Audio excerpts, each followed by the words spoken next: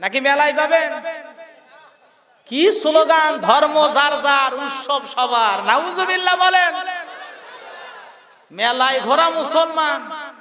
আজকে হিন্দুরা বলে হুজুর আমাদের এই শারদীয় দুর্গা পূজা চলতেছে, মুসলমান এত আশা আসে, মুসলমানের ঠেলায় আমরা পূজা শান্তি ভাবে করতে পারি না। সুবহানাল্লাহ কোন। এই কয়েকজন নাউজুবিল্লাহ, বাকিগুলো কি মেলায় যাবেন নাকি? আজকে মুসলমানের রীতিনীতি কোন জায়গায় গেল? ধর্ম যার যার, উৎসব সবার।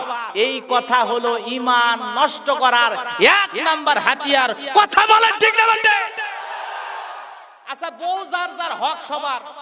রাজি আছেন?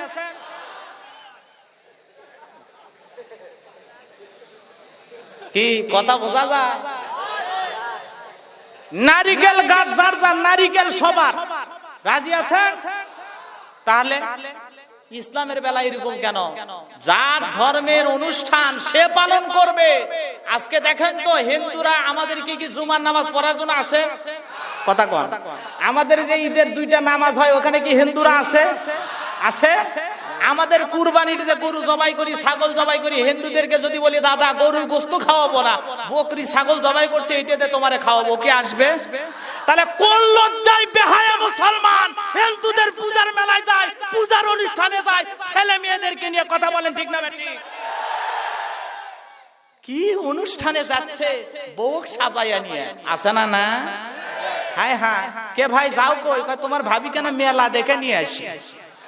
তুমি মুসলমানের সন্তান, তরুণ তরুণী যুবক যুবতীরা পূজায় যাও, মেলায় যাও, আড্ডা দাও, ওদের তালে তাল মিলাই কয় বড় দুর্গার মাই কি রে?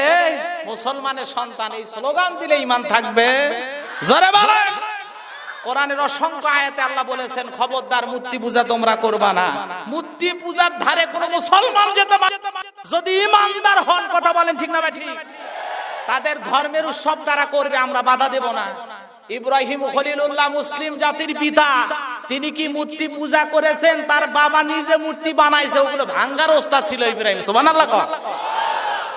বাবাই কয় হাটে নিয়ে যা বিক্রি করো।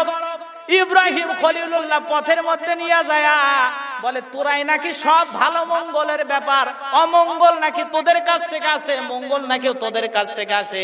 তোদের রাখলে নাকি ব্যবসায় বরকত হয়, তোদের রাখলে নাকি ঘরে রহমত হয়। দেখি তোদের কেমন রহমত।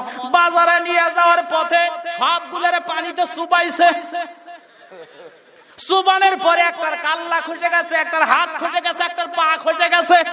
বাজারে নিয়ে যা তখন ভাঙ্গা মূর্তি বিক্রি করতে চায়, জাতির লোকেরা ডেকে বলে কে রে ইব্রাহিম, মূর্তির অবস্থা এরকম কেন? বলে কি বলেন? এই যে বড়টা দেখতেছেন এগুলো সব মারামারি করে ভাঙ্গা ভাঙ্গি করছে। ইব্রাহিম খলিলুল্লাহর বাবা মূর্তি বানাইতো, আর আল্লাহর খলিল ইব্রাহিম খলিলুল্লাহ মুসলিম জাতির পিতা মূর্তি ভেঙেছে। কথা বলেন ঠিক না বেঠিক? তাই বলে হিন্দুদের মন্দিরে যায় মূর্তি ভাঙা মুসলমানের জন্য জায়েজ? বা উল্টা ওয়াজ বোঝেন না? তাহলে আবার আমার এখনই মামলা হয়ে যাবে। এমনি তো বুঝেন না, উচিত কথা যদি কই পিঠের ওপর দিয়ে যাবি মই। এই আনন্দে কিছু লোক কিনে খাবে বগুড়ার স্পেশাল দই। কথা ঠিক না বেঠিক? সত্য কথা বলতে হলে যেতে হবে কারাগারে, এমন আতঙ্ক আজ বাংলার ঘরে ঘরে। তবুও সত্য বলতে চাই, দুনিয়ার জালেমদের করি না ভয়, আমি ইসলামের দুশমনদের করি না ভয়। কথা ঠিক না বেঠিক? ভাইরা আমার, আল্লাহর খলিল ইব্রাহিম খলিলুল্লাহ তার সম্প্রদায়ের মধ্যে এরকম মেলা হইতো, আনন্দ হইতো।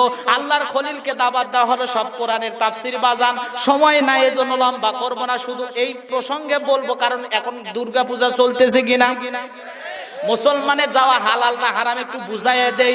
বন্ধুগণ আমার ভালো করে বোঝেন, আল্লাহর খলিল ইব্রাহিম খলিলুল্লাহ জাতির মানুষকে বললেন তোমরা অনুষ্ঠানে যাও, আমি যাব না, আমি অসুস্থ।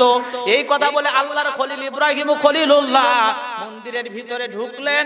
তার বাপ দাদার বানানো মূর্তিগুলোকে ভেঙে সবচাইতে বড় মূর্তির ঘাড়ে রেখেছে কুড়াল। ওই জাতির লোকেরা মেলা শেষে এসে দেখে সব মূর্তি ভাঙা শেষ, কুড়াল আছে কার ঘাড়ে? বড়টার ঘাড়ে। কথা কি বলছেন? জাতির লোকেরা বললে এই অবস্থা কে করলো? আলোচনা সমালোচনা চলতে ইব্রাহিম খলিলুল্লাহর নাম আসলো। এইবার নবীকে ডাকা হলো, ও ইব্রাহিম তুমি নাকি মূর্তি ভেঙেছো। বলে কি বলেন? ওই যে বড়টার ঘাড়ে কুড়াল, আপনি কি বোঝেন না? ওকে জিজ্ঞাসা করেন, ওই এ কাম করছে। কয় বাবা এলে তো কথা বলতে পারে না। কয় কথা যে বলতে পারে না, যারা নিজের জীবনের নিরাপত্তা নিজে দিতে পারে না, ওরা নিজেরাই নিজেদেরকে হেফাজত করতে পারে না, তাদের পূজা আপনারা কেমনে করেন? ওদের নাকে একটা মাছি বললে তাড়ানোর শক্তি নাই, তাদেরকে আপনারা কেমনে রব হিসাবে মানেন, স্রষ্টা হিসাবে মানেন? আসেন এগুলো বাদ দেন, এগুলো বাদ দিয়ে এক আল্লাহর ইবাদত করেন। সুবহানাল্লাহ। প্রত্যেকটা নবী রাসূল মানুষকে আল্লাহর পথে নিয়ে আসছে। আমাদের মূর্তির অনুষ্ঠান, আমাদের দরকার হয় এক পাড়ায় মুসলমান আর এক পাড়ায় হিন্দু বসবাস করে, ওদের পূজা ওরা করবে, কোন সমস্যা? কিন্তু ওদের পূজার অনুষ্ঠানে, ওদের মেলার অনুষ্ঠানে ওদের সাথে কিছু কিছু মানুষ কয়, হ্যাঁ হুজুর এনা পূজার অনুষ্ঠানে গেছি তাই বলে কি আমরা হিন্দু হয়ে যাবো? আছে না বাদ পার, তাও যাবি। কথা কি বোঝেন না? ও বলতেছে না, আলেমরা বলতেছে হারাম হারাম, কোরআন বলতেছে হারাম, আল্লাহ বলে যাস না, তারপরে ওই করছে কে আমি কি উঠি এক্সাম ইচ্ছে না দেখলেই হিন্দু হয়ে যাবো? বোঝেননি? এজন্য তরুণ তরুণী যুবক যুবতীরা মুসলমানেরা ছুটছে হিন্দুদের পূজার বেলায়। কথা বলেন ঠিক না ভাই? ঠিক।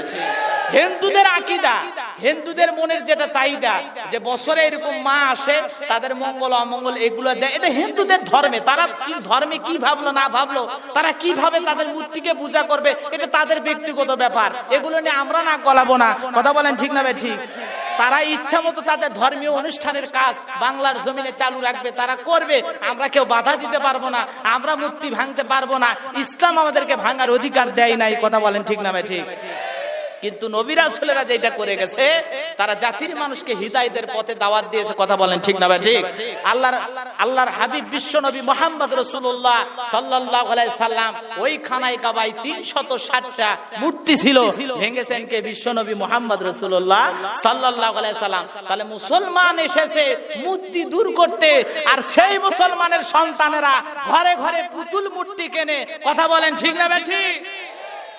ওদেরটা নাই বড়, আমাদের অনেক মুসলমানের শোকেজে তোলা আছে, আছে না? না, আমার মেয়েটা খেলাবে হুজুর, ছেলেটা খেলাবে, তাই বলে যে জিনিস নিয়ে আসলে বাড়িতে শিরক হবে, গুনাহ হবে, হারাম জিনিস ছেলে মেয়েকে খেলাইতে দেওয়া লাগবে। কথা কি বোঝা গেল? তাহলে মুসলমানের জন্য হিন্দুদের পূজায় যাওয়া জায়েজ, ওদের বানানো প্রসাদ যেটা খাওয়ায় এটা খাওয়াও জায়েজ। আশা করি আমরা মেলায় কেউ যাব, তাদের ধর্মীয় অনুষ্ঠান তারা ইচ্ছা মতো পালন করবে, গান বাজা করবে না, হই হুল্লার করবে, এটা তাদের ব্যক্তিগত ব্যাপার, আমরা এই বিষয়ে নাক গলাবো না। আল্লাহ পাক সকল মুসলমানকে শিরক থেকে, বেদাত থেকে দূরে থাকার তৌফিক দান করুন। সকলে বলুন আমিন। মনে হয় কষ্ট পেয়েছেন আমার ভাইয়ারা।